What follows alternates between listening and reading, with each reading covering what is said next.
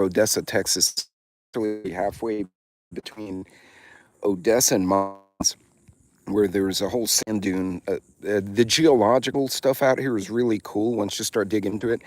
Thought I'd share some of my findings with y'all. I'll probably do a regular static video later on. So there we go. That's a cross-section of the crater, showing the different levels within it. All the fragmented rock is on the bottom. And according to this happened 50,000 years ago. It was thousands of nickel iron meteorites peppered the earth all at once. And this particular one was a bigger meteorite. It created a funnel-shaped depression 550 feet in diameter and 100 feet down. And it says more than 100,000 cubic yards of crushed rock was ejected from the crater and sent elsewhere. And eventually it filled up to where within 6 to 10 feet of the surface, I mean, over 50,000 years, but that's the crater. And I'm going to take a walk with you all through here. Hey, Skydive, what's going on? So we're going to go yeah, and removal of rocks is prohibited. And watch for snakes. And that's why I will not go wandering off the path, because I'm wearing low boots and I really don't want to get snake bit today. Especially not by a rattlesnake. That would fuck up my week. Hey, sign up. Can't see all of y'all, but sorry, I have a lot of glare on my screen, so if you jump into the chat and I can't see you or I don't reply to you, I'm not ignoring you. I literally can't see. This is interesting, though. Look at that molten material right there. And that's typical. Usually you'll see rock like that around a volcano. You have like an eruption of very hot rock and then it cools. So it's interesting. I can only imagine if this thing, I guess this is about 500 feet wide, but it was a funnel shape, so it's 100 feet down. Like if you look at the surface from where I'm standing and then down here, it's probably, you know, they say 6 to 15 feet depending on where you're looking. This is cool. By the way, it's hot as holy hell out here, so I won't be out here too long. But we're going to go down this path, and that's just awesome. Look at that. I get too excited about these science things, but, you know, understanding what happens in your area geologically and astronomically, it actually informs you of what kind of rock you have. That can dictate what kind of plants you can plant, if you can find actual minerals of certain types. So, you know, this kind of stuff rolls into prepping, but it's also rolling into just knowledge. Wait, some chat and I can't see who the hell it is.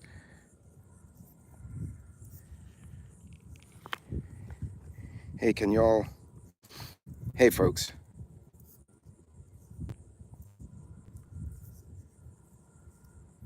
So, let's go further here. No rattlesnakes so far, kids, so sorry. Man, look at that burned out pump jack back there. Those are just freaking cool. I would do a drone flyover, but technically I'm supposed to. I might get permission. They might let me since I am a licensed pilot. Yeah, so I want you guys to think about this. Like, I'm standing almost now in, like, almost the middle of this crater. This meteor, that where I'm standing now was 100 feet further down. And over 50,000 years, just, you know, wind and rain and stuff, runoff filled up the hole. I'm looking to see if there's anything that looks nickel iron in the rock on the ground. But I have no idea what this is here. It's actually really pretty here. It's just getting hot as balls right now. Excuse my French. Here we go. Let's see. And the trench, one of the many exploratory trenches dug from 1939 to 1941 when scientific investigation of the crater was being conducted. Unearthed a fossilized tooth of a prehistoric elephant. So I wonder if did the meteor hit the elephant? Or did the elephant come by later and just keel over? And, oh, look at the plant life down there, too. That's pretty freaking cool. Hey, Teresa, what's going on? Hey, Teresa, I can't see. I have so much glare here that I can't see the screen very well. So if anyone's not playing nice, feel free to kick them off. Trust your judgment on my mod. Look at the size of that honeybee, dude. That's a big ass bee. I won't go poke him because he'll come and give me a sting. My dad used to be a bee. He was a kid, so every time we went to the woods, he'd take me, start messing with beehives just to go see, and I'd wind up getting stung a lot. So, needless to say, now at this point, I get stung. I don't swell up anymore. I kind of got immune. But understanding when this happened in your area, think about that. This made this crater, but where I'm standing now should be 100 feet further down into the earth. That's how deep it was when it first hit the impact, and it spewed out 100,000 cubic feet of dirt into the surrounding area. That must have been like in a small atomic bomb. You think about it. And you see how that rock is kind of molten looking? It almost looks like what you see when you see lava. I don't know how good a picture you guys are getting right now. Hey, Niels, what's going on? So again, for those of you who hopped in a little late, this is the Meteor crater outside of Odessa, Texas. It's actually between Odessa and Monahans. And this particular location was formed by an iron-nickel cored meteorite. When it impacted, the original crater was 100 feet deep and roughly 500 wide, which that looks, no, that's not quite 500. It's close though. Actually, man, standing here, look around us.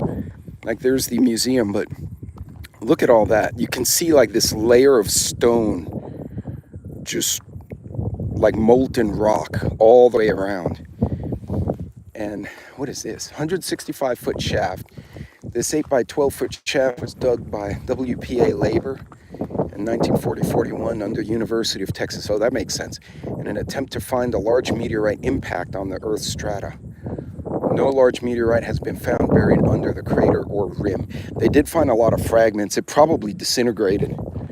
So that shaft is 165 feet. And their estimate is that, sorry about the wind, guys. Their estimate is that they hit all the remnants of that meteorite at about 150 feet. They went another 15, 20 feet, didn't see any more, and they assumed that was where it landed.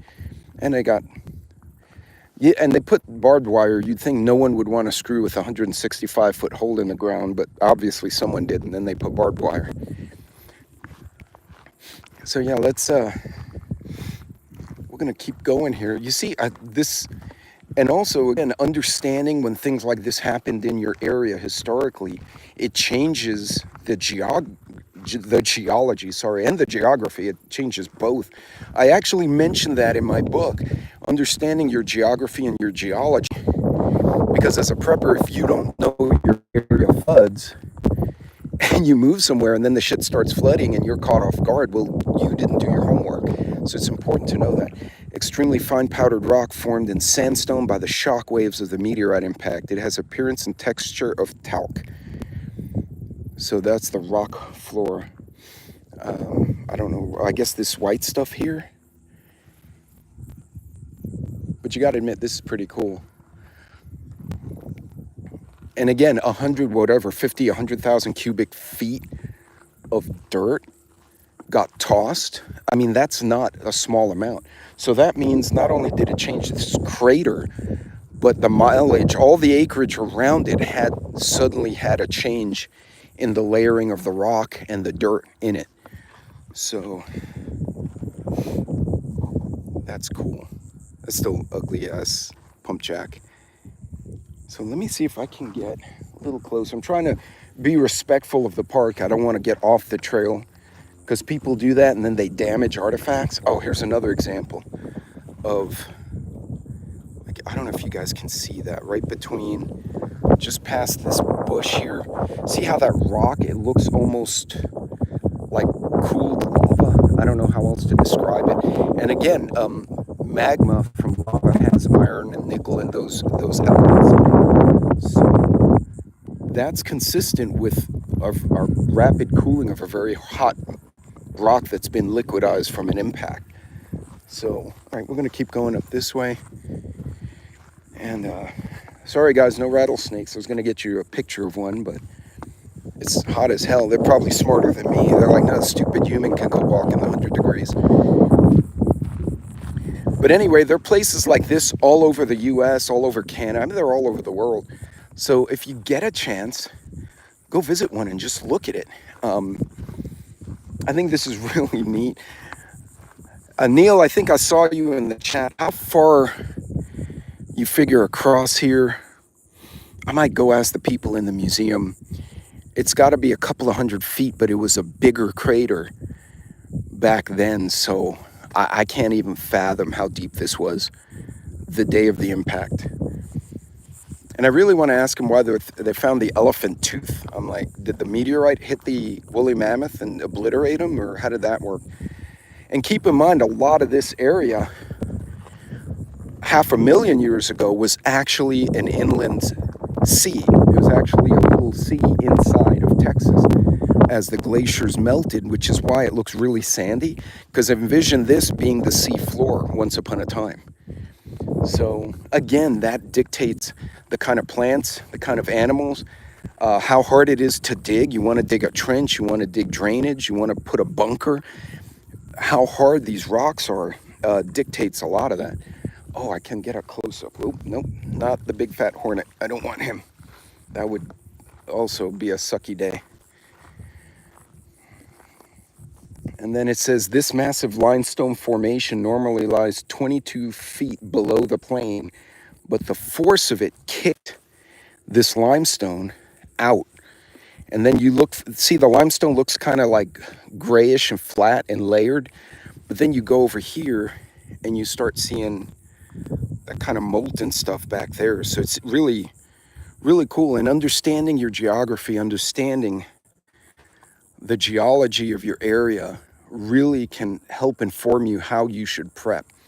You know, what kind of plants, what kind of animals do well here. All of this stuff makes sense, and it all ties together.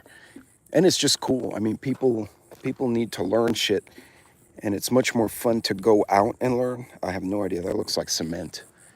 So we're gonna go out of this. Oh, it's like trip over rocks.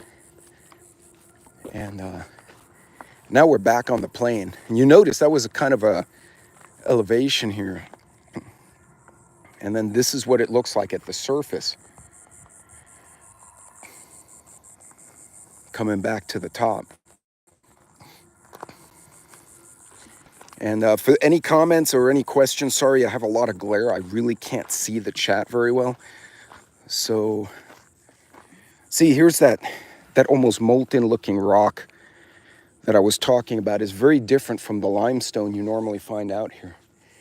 And then the secondary crater, a smaller crater, 17 feet deep and 70 feet in diameter, was completely filled in and wasn't discovered until a magnetometer was used, according to this sign here.